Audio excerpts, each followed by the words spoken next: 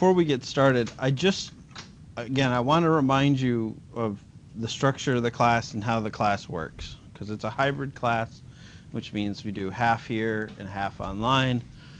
So for last week, we were here, and the lecture for last week's class is recorded and posted online.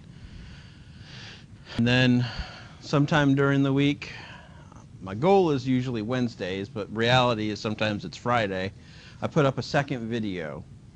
And what I've done the last two times is I try to put up a video of me walking through exercises, so that way you can see how the formulas that we do in class can actually solve problems, okay? And until somebody complains about that, that's what I'm going to do for the next few videos. Again, I'm posting my lecture notes online, so the actual slides, those are there as well, so you don't have to be a slide copier. You guys aren't as bad, but the other ones. And then finally, extra help. If you're still confused after all that, go ahead and take a look at the extra helps. And then finally, you go ahead and you take the section exercise. We all clear on how that's working? Just to remind you, I can see everything that you do on Moodle. It keeps a log of your time spent on Moodle. So when you come to my office, I can click on your name and it'll show me for the entire semester what you have accessed and have not accessed on Moodle. Just remember that when you come to my office. I know whether or not you've put in the work or not. Just a reminder. All right. Let's do some content. Stupid book. All right. So here's where we are. Sections 3 and 4, we learned about measures of central tendency and variability.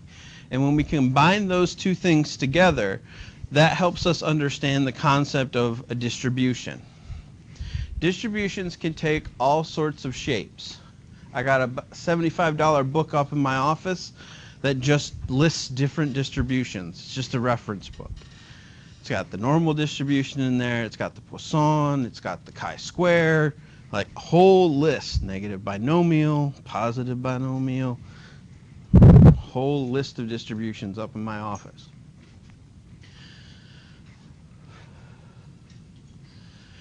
For us, pretty much the entire semester is going to be spent with one distribution, the standard normal distribution, our bell curve.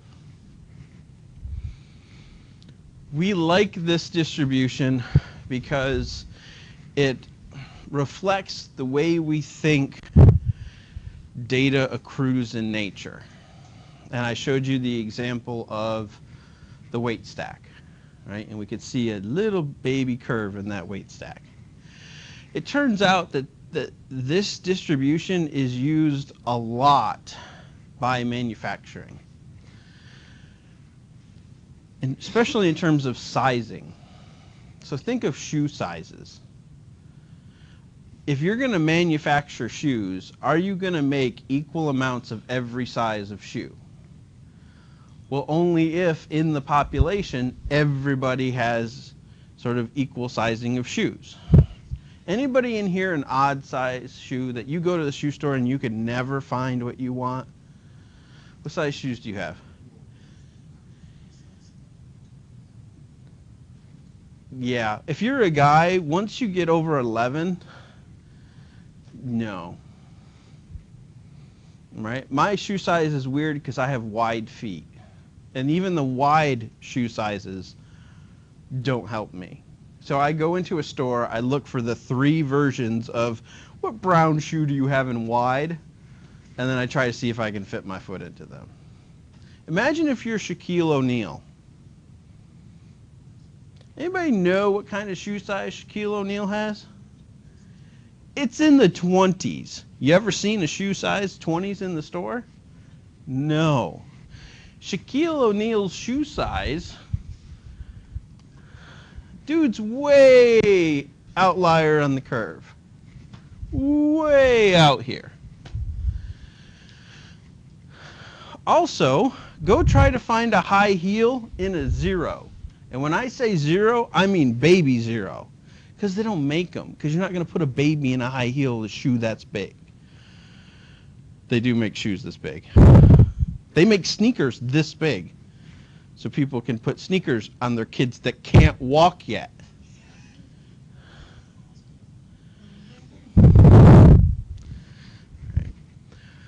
If you're a manufacturer, you want to know, all right, I'm making product. If I make extra product and it doesn't sell, how much money do I make off of those size 25 shoes? Right? I lose money. I lose all the raw material and labor costs made into the size of the shoe that does not sell. So if you have wide feet, or you're tiny feet, or let's say you're very tall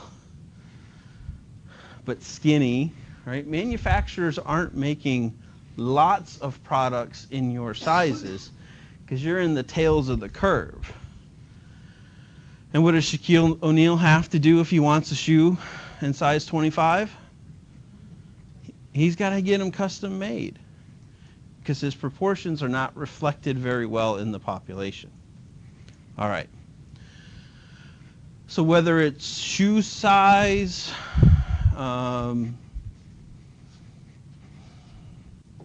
condom size for our public health people, dosing for medicines, figuring out at what rates bodies metabolize certain compounds, cars, car color. Manufacturers don't make cars in colors that don't sell. Because when they do, they have to discount. There's like a $3,000 yellow discount. Any poor son of a bitch that's driving a yellow car, it's because, right, Mary Kate? It's because they couldn't sell the car, and they're like, well, we got this yellow one. We'll actually give you extra money because it's yellow. Yep, see? There's always one kid with a yellow car. It's like, yeah, it was really cheap. Okay. Even worse, yellow pickup truck. It's like a little Ford Ranger. No, it's a Nissan Frontier. Yeah, it's a little Ford Ranger. All right? But you make a Chevy, you make a Chevy pickup truck in white, those things will sell. Right? You make a Chevy pickup truck in yellow, meet Mary Kate. She's the one person in the United States that's driving a yellow pickup truck. This formula, or excuse me, this shape actually comes from a formula. And I'm not going to show it to you, because if I do, you guys will completely shut down on me, because I know you guys are like, oh, I'm bad at math. And that thing's got a logarithm in it, and you're just like, nope, logarithms, that doesn't fit my add, subtract, multiply, divide. I'm done. It's like e to the something power, no. So I'm not going to show you the equation that will give you this curve. But it's generated by an equation. The shape of the curve is generated by a logarithmic equation. That's where our normal distribution comes from. When we talk about our distribution, remember, theoretically, it goes to infinity. So there could theoretically be somebody out there with a 99 shoe size. He'd also be a dinosaur. But he'd have a really big shoe. I don't know. I wonder what shoe size elephants have. Because if a golden retriever can play basketball, maybe an elephant can too. So the left and right tails theoretically continue to infinity, but those observations should be really rare. And that's why they're really close to the axis. Shape-wise, it's unimodal, so it's got one hump. It's symmetric, and we often refer to it as a bell curve. There was a famous book written in the late 1980s by Charles Murray called The Bell Curve, where they used it to discuss IQ and the dispersion of IQ throughout society. Let's just say it was slightly racist. Okay, the mean of our sample the mean of our shape of our curve, we refer to as our population mean. So the idea out there, if that curve is to represent shoe size, there would be a true average shoe size. We would have to find billions of people and measure their feet. But we could, in the population, do that, right? Be a colossal waste of time and money and resources, but theoretically it could be done. Probably by the time we collect all the data, kids' shoe sizes would have changed and people would have died and been born, but we could do it if we had to. Maybe we just share a Google Doc and everybody go to the Google Doc at one time. And because if we have a population mean, we can also have a population standard deviation. So that's mu and sigma. I covered this a little bit last time when we talked about what mu and sigma were, but we're going to hold on to those for the standard normal curve. So we think that this standard distribution that we can find in society is really important. So we're going to base a lot of our statistics on it. I could teach this entire course and one more entire course just on the methods that we use off of a normal curve. We could spend all of our time here talking about difference tests, difference of means test, difference of proportion test. I can do ordinary least squares. Excuse me. And it's all based off of a normal distribution. For statistics, the normal distribution is as important as using base 10 in counting. Remember bases, the idea that you decide when things turn to the next digit? Well, our mathematics is based on a base 10 system. We use 10 single digits from 0 to 9, and then we keep going up. The normal distribution is sort of that fundamental. We use it a lot. So back to our, the example, shoe size. Basically any sizing, any form of measurement, like IQ. We believe in nature exists a normal distribution. And all we have to do is just go out and measure it. And it turns out that we can either make it fit a normal distribution through standardization, like LSAT scores or SAT scores, or IQ scores. IQ scores are something that, anybody ever taken an IQ test? Yeah? Like the short one or the long one? It was long. You took the real IQ test. I took the fake IQ test. Anybody else? Yeah, you take a short one? Yeah, I did the short one. All right. Well, the idea behind the IQ test is that 100 is the average. So if you're just a typical person, we're going to base those scores on 100. And anything under 100, well, then we're going to start to call you derogatory names. And in fact, when you read some of the death penalty literature, lots of people that we've executed have been under 100. And at some point, we have to take a little bit of a timeout and go, okay, should we really be doing this? And the Supreme Court has said, well, these people down here, probably not. These people here, maybe. These people here, yeah, that's okay. Go ahead and kill them. That's fine. And it's all based off of an IQ score. And we attach so much significance to something like an IQ score. But in reality, it's something that we have decided as researchers that intelligence is something that appears to be normally distributed in society. Now, the bulk of the people in the middle here are 70% plus or minus 1 standard deviation. But there are some people out there that live in the tails. And the best example I could come up with next to Shaq's shoe size was an IQ score of somebody like Einstein. Right? Einstein gets like over 160. That's like a lot. Right? Well, there are people out there that are pretty far back on the scale. But there's not a lot of either. Most of us are in the middle.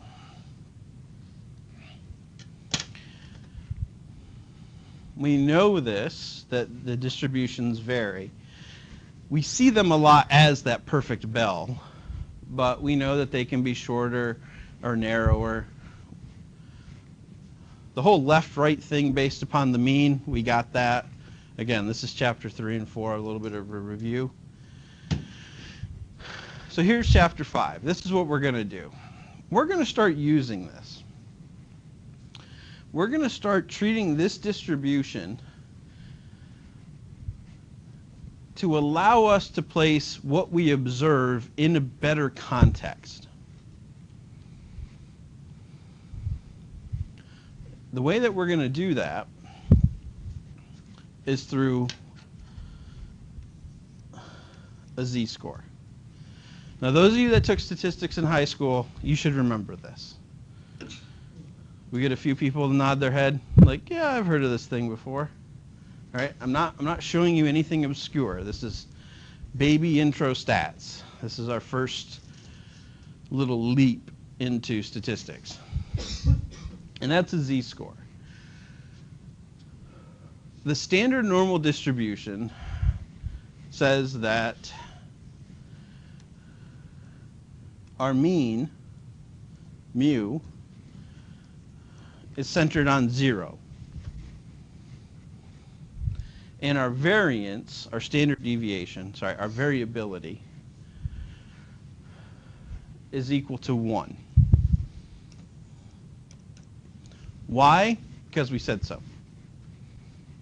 You just have to say, why? Because Dr. Wood said so. A standard normal distribution has a mean of 0 and a standard deviation of 1.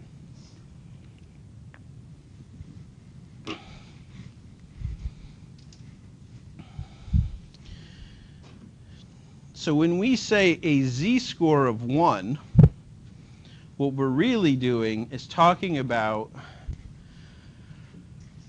the distance from the mean, which is 0, in units of variance. So write that exactly down. Z-score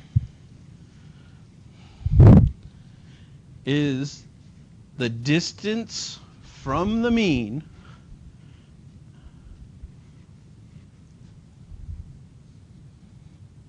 and then in parentheses you can put center, middle, whatever of curve.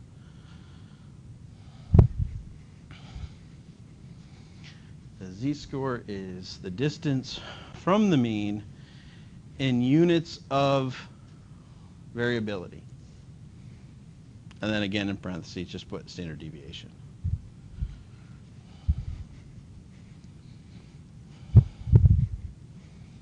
That's all a z-score is.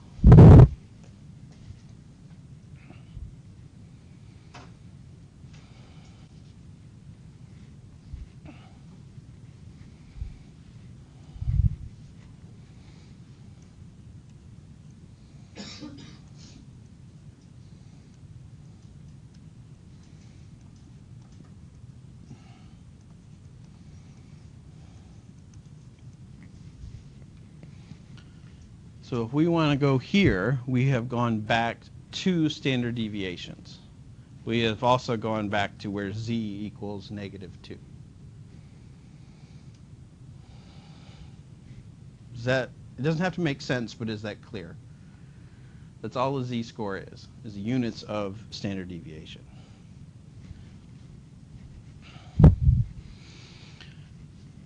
So why treat it as something separate? Yes, it is in absolute values, But remember, because we've centered the curve at 0, if you want to go to this side of the curve, it's a positive. If you want to go to the other side of the curve, it's a negative. Does that make sense? Okay. That's really why we center it at 0, so you can go in both directions. I would really screw you up if I turned the 0 into like a 4, just because 4 is my favorite number. 4. And then you're like, okay, where's the center? Okay, the center's 4. Then you have to go, okay, it's positive, negative. That's why we put it at 0. Again, you don't have to understand it, but it should be clear. Now, because of this, because normal distributions can vary, that's why we talk about z in the sense of the distance from the mean as units of variation.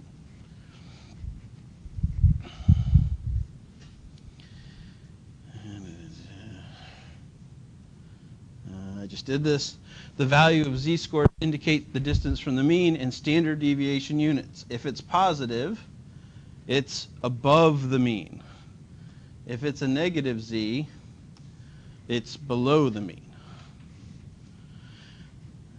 So we've got a little bit of like geography here. Understanding where we are relative to the mean. The mean is our reference point.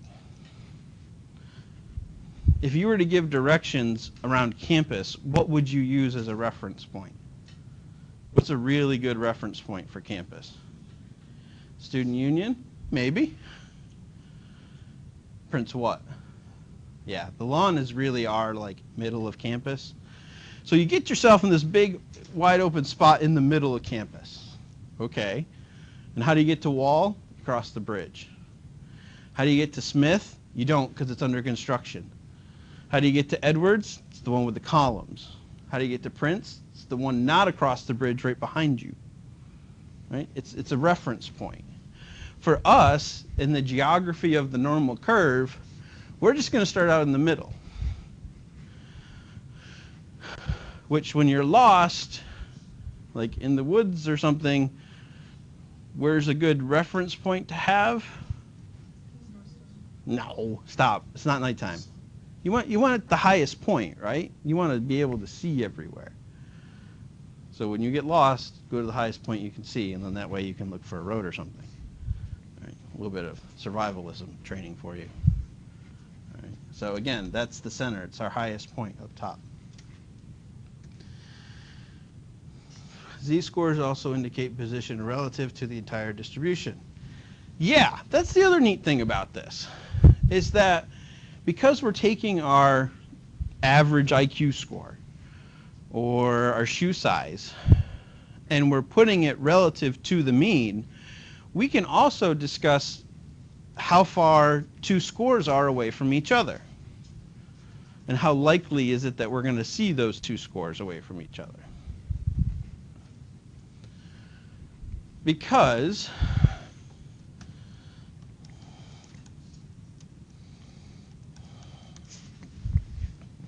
we have just arbitrarily said that the area under a standard normal curve is 1.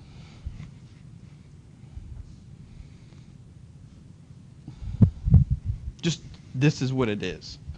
So if this were a triangle, we would say the area of the triangle is half of the base times the height. Hell with that. What's the area of a normal curve?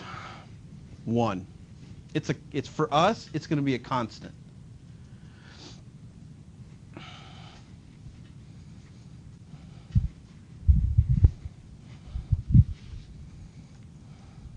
Area under the curve, always 1. We don't have to break out pi or measure the diameter. We don't have any lines to measure. Area under the curve, always 1. Absolutely always 1. And I wrote it like this as a reason.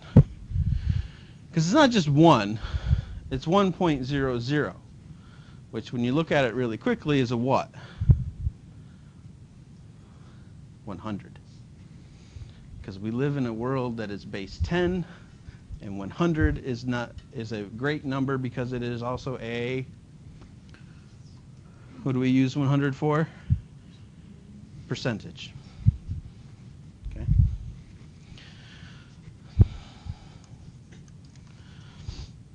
There's one other great thing about the number 1 or 100. We use it for percentages, but we also can use it for anything that's like a fraction,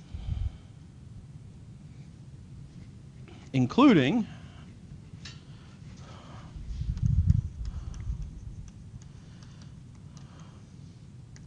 probability. Probability of an event happening.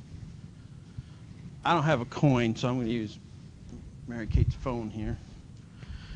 All right. Heads or tails? What's the probability that if this were a coin, that when I throw it up in the air, it lands down on the glass face first? 50%. And if there were a coin, I throw this up in the air and it lands on the little padded ID thing here. 50%, right? I have two outcomes, heads, tails. Nah, it's okay. It's already busted up enough. That's the great thing about probability. No matter what game we're playing, you can arrange all of the outcomes and treat it like a fraction. When I go to Vegas, I play roulette. Roulette has how many possible outcomes when you spin the little ball around the wheel? That's the roulette one. Anybody know? Well, some of them are black or red. You guys are guessing. You make horrible gamblers. It's a circle. How many things do we have in the circle? We actually have 38. There's 1 through 36. There's a single zero and a double zero. So how many potential outcomes are there when we spin a little tiny ball around the roulette wheel? 38. So every betting strategy in roulette will be out of 38. So if you play the odds or the evens, let's say you play even. How many of the 38s are you betting on?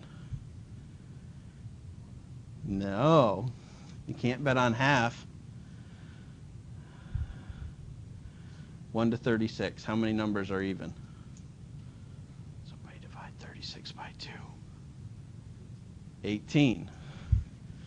So the even is 18 of 38. 0 is not even or odd. 0 is 0.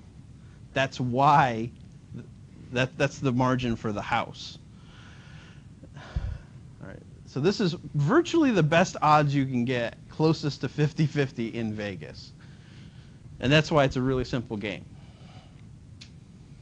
Because you just walk up, you throw a chip on a number or a color or a row of numbers or a column of numbers, or you can put it on divided by 2 numbers. There's all sorts of things you can do with roulette.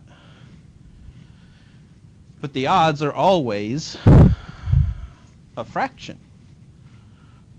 Same thing with cards. The probability of getting, and this is how we can order the hands in poker. I never thought it was fair that 3 of a kind beat 2 of a kind.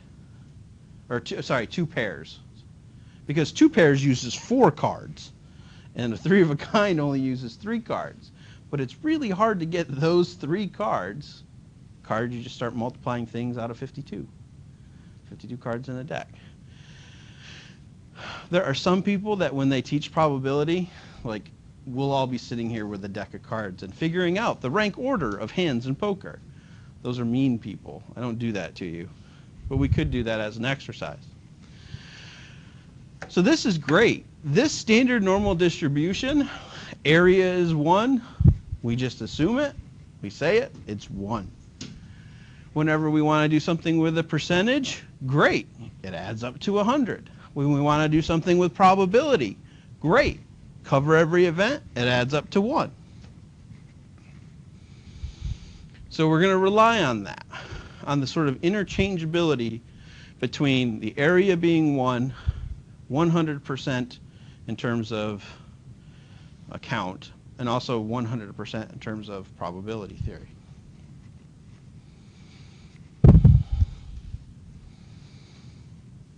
I'll skip that. All right, so here we go. Here's an equation for you.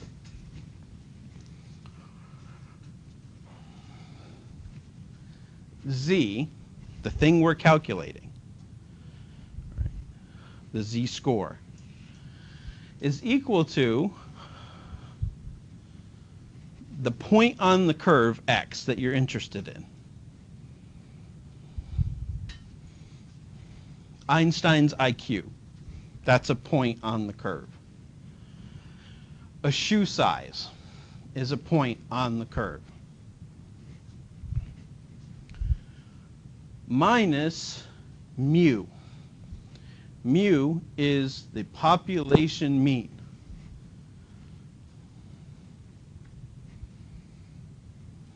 Divided by sigma, the population standard deviation.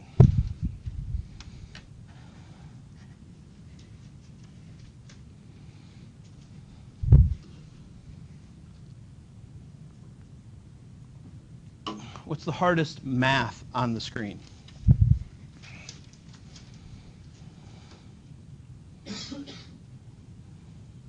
Gregory, what's the hardest math on the screen? You think the division's the hardest math? If division's not the hardest math for you, anybody else have another one? What's the only other math on the screen? Yeah, that's it. You need to know two things in order to do this. Subtract and divide. I haven't even messed you up by putting an exponent up there. There's no summation sign. There's no square root. You don't even have to turn your calculator, or your phone sideways to get extra buttons on your calculator. You have to know three things: x, mu, and sigma. That's it. That's all you have to know. Here's the best part. Lots of times we just give them to you.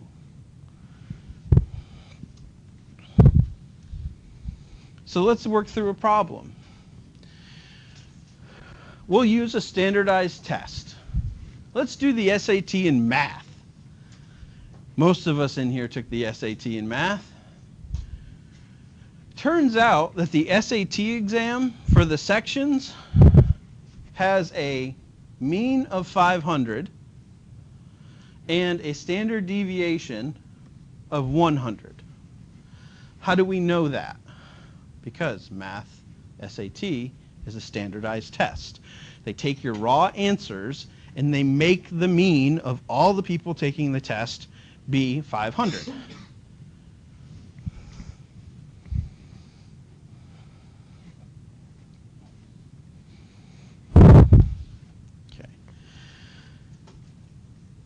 So let's first calculate Z for our first question here. Let's call it A. What percentage of the scores, percentage is great, right? Because a percentage is a number between 0 and 100. We got this. Is less than 630. Okay, first step. Always, always, always do this whenever you're working a problem like this. Bucket on the floor. Draw the curve. It's the same shape every time. I mean, you might suck at drawing at the curve like I suck at drawing at the curve, but whether or not you're perfectly symmetrical or not doesn't matter, like at all.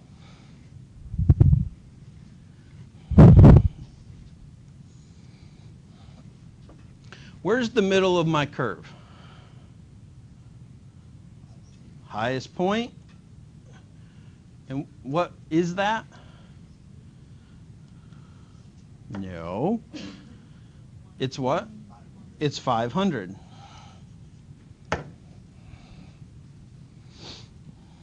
Why isn't it 0? Right, because this is the SAT curve. Okay? So the SAT curve has a mu of 500. Okay? What do we need to do next? Got my curve, put my 500 there. No. What's the other number of interest that I should put on the curve? Why 630?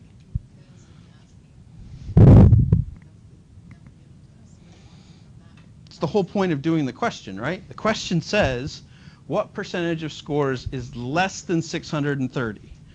Here's a question for you. Think long and hard. Is 630 greater than 500 or less than 500? You're sure? You want to get your fingers and toes out, double check? All right.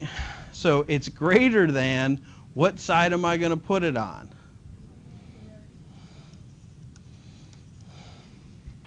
We're cool with that?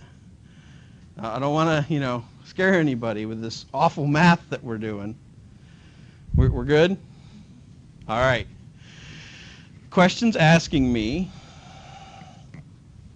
what percentage of scores is less than 630?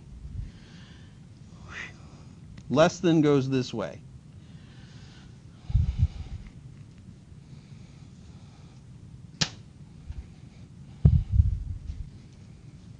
Yeah, I'm not going to give you that yet.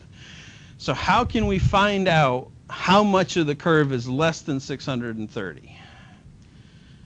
We need to change our distance into what kind of units? Z-scores. Okay. I got this equation here. Z equals what? Why 630? That's the area, the point of interest, right? 630. Minus what?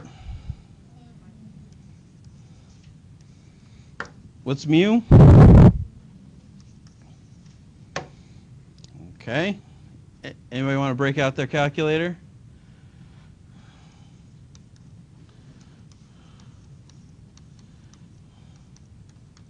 I think the Z score for 630 is 1.3. Anybody else got that?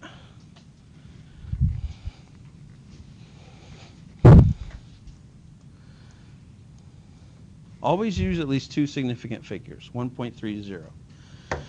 Okay, so how far away from that is the 500?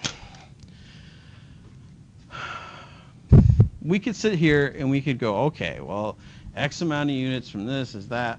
Or, because math is awesome, we can refer to a reference chart. Because these sort of calculations, no matter how many times you do them, in a normal curve are always the same.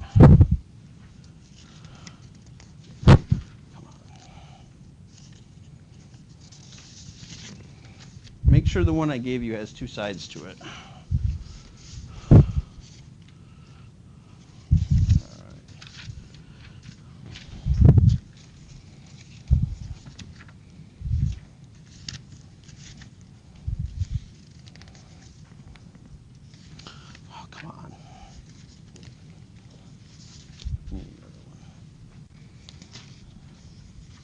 Screw it.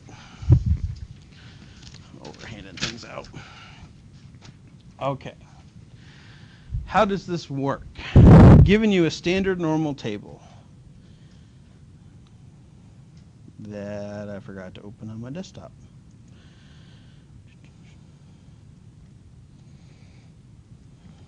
It's also here in Moodle in case you lose the sheet of paper.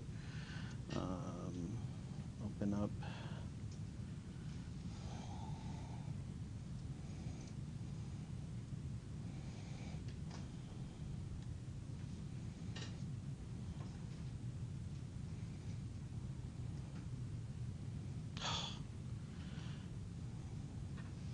One thing I forgot to do before class.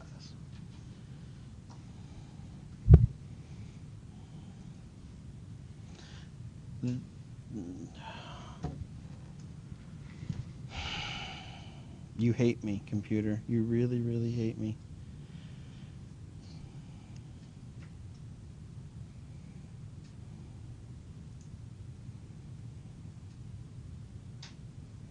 Okay, here we go. The one that I printed out for you has two sides. One side of it has a bunch of negative numbers for z. The other side of it should have a column of positive numbers for z. Our z-score was what? Positive 1.3. So I'm going to look for 1.3 on the table. And here's how we read this table. My pen doesn't work in Adobe. Okay? We have 1.3 what? 0. 0 is the first number. If we had 1.34, we would go over to the 4 column and meet at that spot. Because this is 1.34. Everybody got that? Okay. So 1.30 is 0.9032. Somebody remember that for me.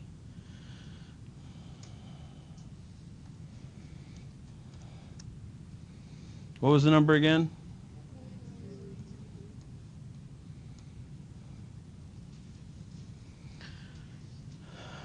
That number represents the area of the curve less than our z-score. How do I know that? No, the picture at the top of the table tells me. This is one of those things where you're like, come on, world, get it together. Depending upon the table, some of the tables are shaded like the one I gave you. Some of the tables are shaded the other way. Bad tables. This is the preferred one. It's kind of like, you know, like there's some right-handed people out there and some left-handed people. No, we should all be right-handed people. Yeah. Again, the only exhibit I need to get rid of left-handedness is writing. You smear the ink all over your hand. All right.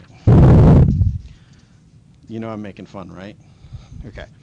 So for some reason, math books, there's two different versions of the standard normal table, and you always got to check with the little drawing up at the top. Because remember, the drawing up at the top is just like our bucket on the floor. We do the drawing, and then we shade the area we're looking for. That's how you do z-scores. So, this is asking what percentage of the scores on the math SAT is less than 630? And the answer is 90.32%. Well, why is that different than 0.9032? Because it's a percentage. And the percentage is out of 100, so you wiggle the decimal point over 2 spots.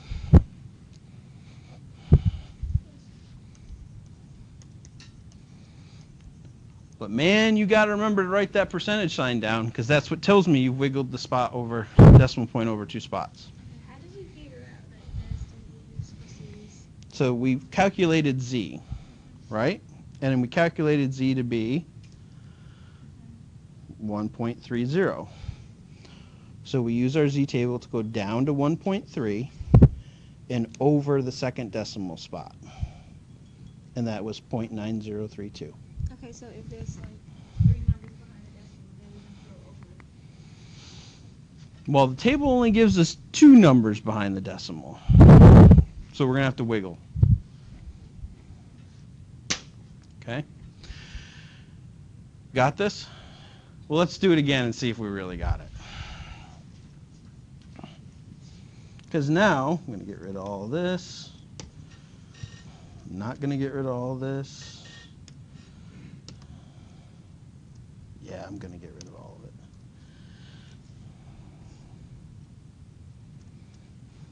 Let's do B. Before I even start my question, what's the bucket on the floor thing to do? Oh, that's a nice looking one. Computer's probably going to erase it when I touch the screen. What percentage of scores is between 450 and 630. What's the first thing I draw on my curve? The highest point. The mean is? Okay. What scores do I have to look for? Where does 450 go? On the negative side of the curve, because it is what to the mean? Less than. It's a negative number, right?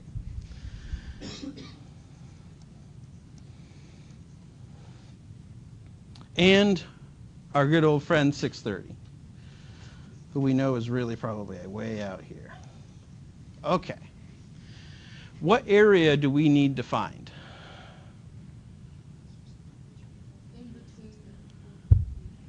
Okay. So in between 450 and 630. Here's what I like to do.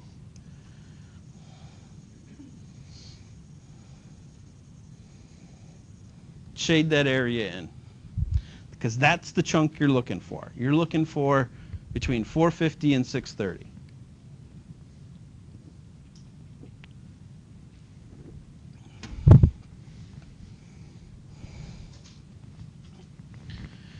Now with our Z's table, we have one skill and one skill only. And that's to find the area from where to where. From our point to where? All the way back less than that point.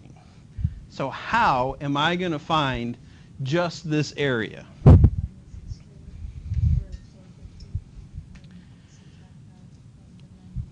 Okay.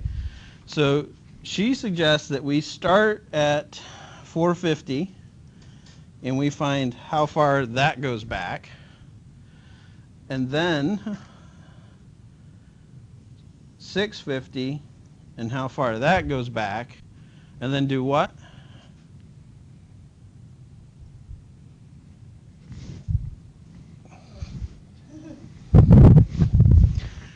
Then we're going to find the gap in the middle by subtracting the smaller number from the bigger number.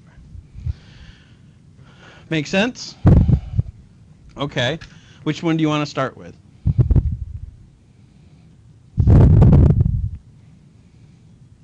Which one? All right, what's the 631? So the Z here is 1.30. Okay. Is that all we need to know? What else do we need to know? Okay. 0.9032, because that's how much of the area of the curve is less than that point going all the way back to the beginning. That's the easy part, because we just did that. So now the hard part. What do we do next? And find the z-score of 450. Z equals what? 450 minus 500 divided by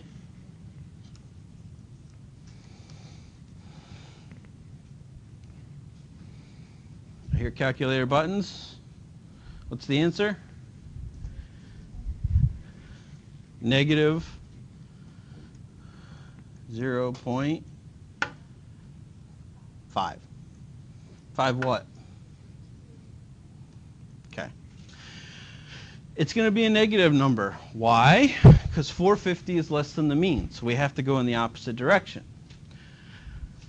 450 minus 500 is 50, divided by 100 is 0.5. We still have the negative sign from up top, so it's a negative 0.5. Flip your z-tables over to get the negative number.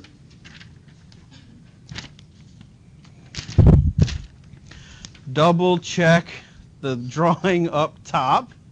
Make sure we're going in the right direction. Yep.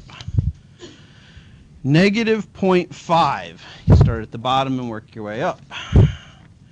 0.5. Do we need to go over? Just 1, because we're going over to 0. And that is 0.3085.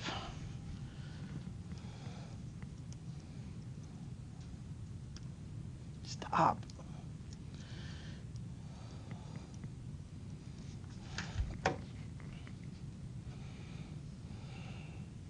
All right. So that tells us that from 450 back to the beginning of the curve is how much of our SAT test takers?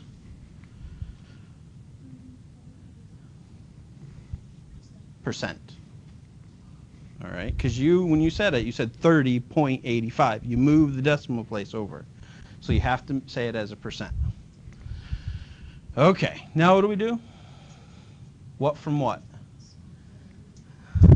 Okay, we want to take 0.9032 minus 0.3085. Crap. I got to start crossing things off, but that's okay. I know math. And I had to borrow one from there, so that's a 2. Got to borrow one from there.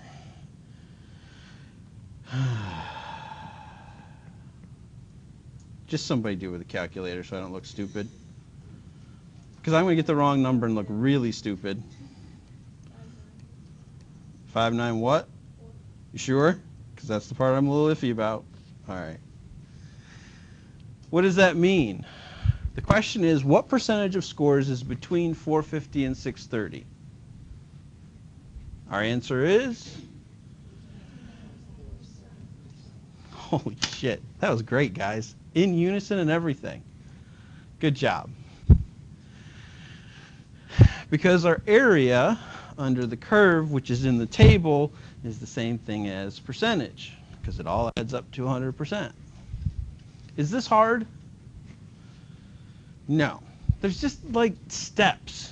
You just have to remember, okay, bucket on the floor. Draw the distribution. Once I have the distribution, the area under the distribution is always equal to what? 1. Find the z-score, because the z-score is what allows us to take this distribution and break it up. Okay.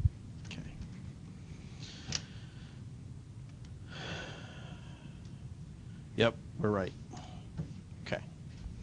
So that's one way in which you can use the z-score. You have a standard distribution of scores like an SAT, and you are given the population mean mu, and you're given the population standard deviation. But here's a neat little trick. We can also do this with samples.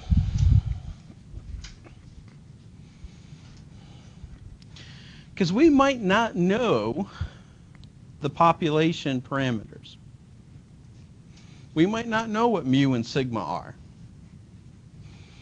But with our data, we can calculate the sample versions of mu and sigma, and we can create x bar and s.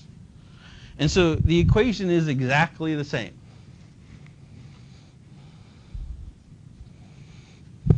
Z is equal to your reference point, the point on the curve that you start with, minus the average, where we think the center to be, divided by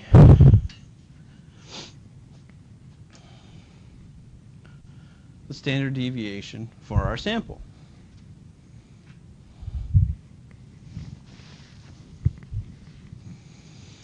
This process is known as standardizing. This is why we call it standardized tests. We're taking our raw score, our x, and using the known shape of the distribution, converting it to a z-score.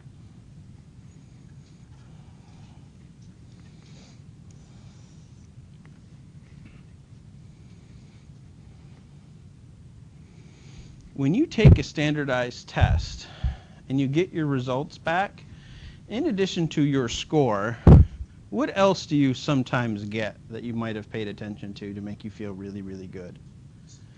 The percentile. All right, I love the percentile. You know why I love the percentile? Huh? Because it makes me feel good, right? Because when I get 161 on the LSAT, that's okay. It's above average. But when I find out it's like the 89th percentile, it's like, yeah, top 11%. Makes me feel good. Sometimes you want to know not just what your score on the test is, but where do you rank among all of the peoples? And the percentile is what you're given. What is a percentile? It's the percentage. It's the exact thing we just calculated.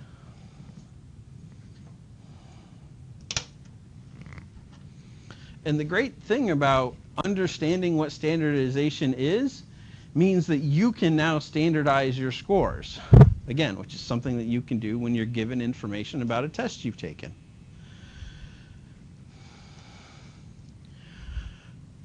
Imagine you want to compare your score of 80 in a political science class, or excuse me, on a statistics quiz in this class, to your roommate's score of 75 on a political science quiz.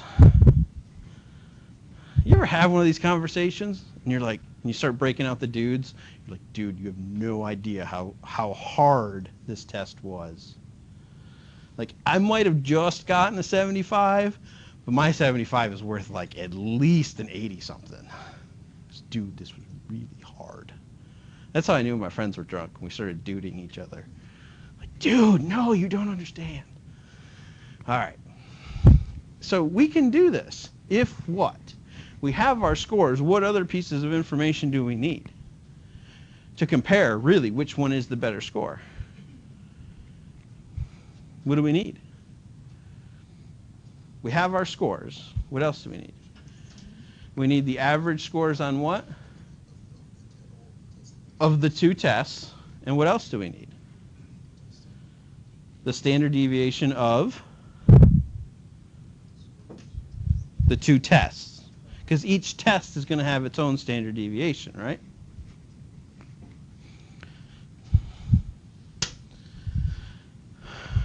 So let's say my statistics quiz, I got a 75 on it, but remember, dude, it was really hard. The standard deviation, S, variability, was 2.5. Oh, I'm sorry, I misread that. I got an 80. Whew. The average was 75. So what's the first thing I can sort of glance at? Just by looking at those numbers, not even calculating any z-scores. Was I what relative to the average? I was above the average, okay? So I'm at least going to be what percentile? What percentage am I going to be at least? 50%, right? Okay. This person, my roommate, they got a 75, and they said their average was 65, but the standard deviation is 2.0. Which one is better? Well, okay, you have this information, bucket on the floor. You want to figure out where this score, the 80 placed with a score of 75, given the range of scores. You calculate it out to be a z of 2. Quite frankly, you didn't even have to do the whole equation thing, because you just looked and saw the average is 75. I'm 5 above the average. That's 2 standard deviations. Standard deviation and z are the same thing. 2. At some point, this stuff kind of clicks, and you're like, oh, I just need to look at this. Okay. So a z-score of 2. Look up 2 in your table.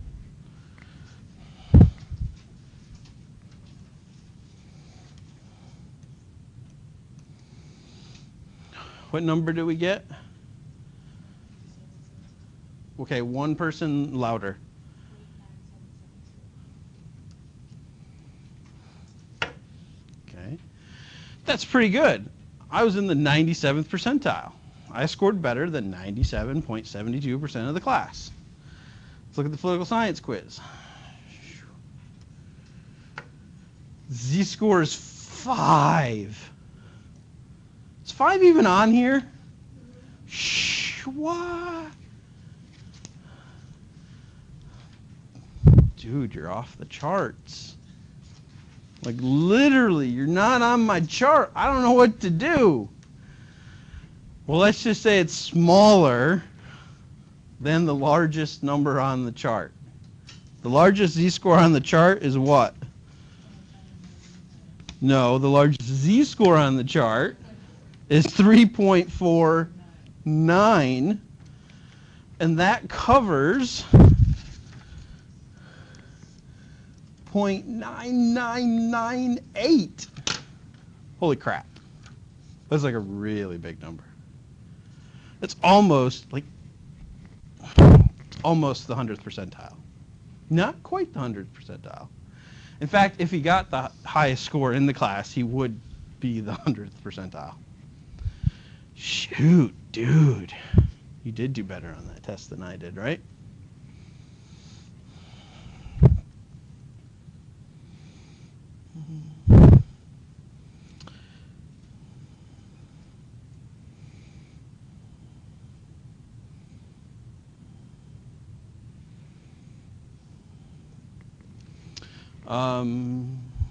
Let's remember that. We just did it. Why am I forgetting it already? Look in your notebook. What was the numbers for the roommate? They got an 80? What, or no? What was the class at? 75. They got a 75? And the class average was? And the standard deviation was 2? And this is 75? It's just like 0. I flipped it and made it the whole curve.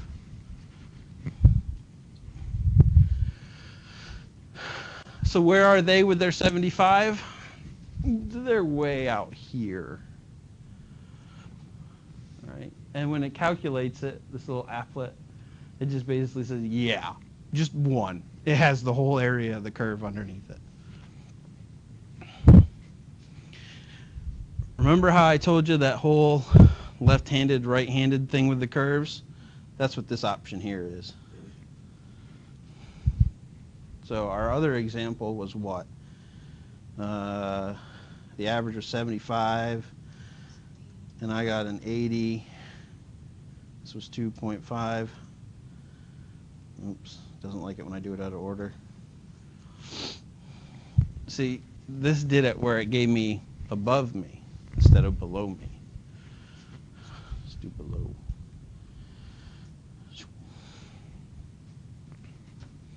Okay. Still okay with the curve thing?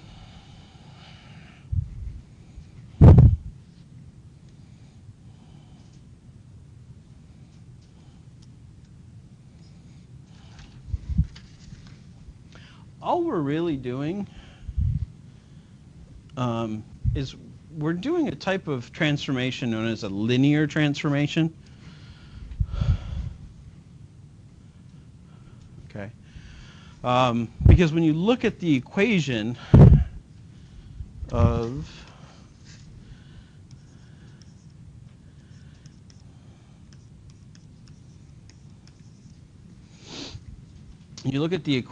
all we're doing is converting x to z by knowing where it is relative to the center, and then knowing how far away it is in standard deviation units. The book uses the example of taking a temperature from Fahrenheit to Celsius, which I used to have to do a lot because I live next to Canada, and I know it involves a 9/5 or a 5/9 and a plus or minus 32. So you could take something like 80 degrees. How would you do that? And then, well, you just do something. I should have actually looked this up. It's been a long, long time since I had to do this. But it explains to me why, like, my 80 degrees, you subtract 32 from, This would actually be 5/9 of 80 because I want to get it smaller. So that's like, I don't know. Stupid Canadians. This is why I should invade them and get rid of them. All right. But the other one that I think of a lot is when we calculate something like, this, again, it's just a linear transformation, but something like miles per hour. Right? We're just putting it relative to the distance we travel relative to the time that we spend traveling at that speed. Anyways, these are just linear transformations. They're nothing difficult. They're nothing strange or out of the ordinary. Again, it's just simple centering and then dividing it by how much variation there is.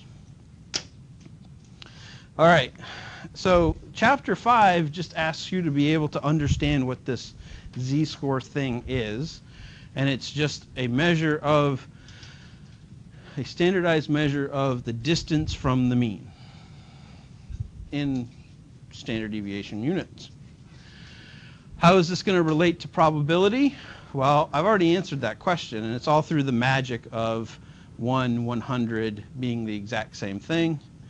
And we're going to use this next to do hypothesis testing, which is the whole point of this class, actually using statistics and observing data to figure out and test hypotheses.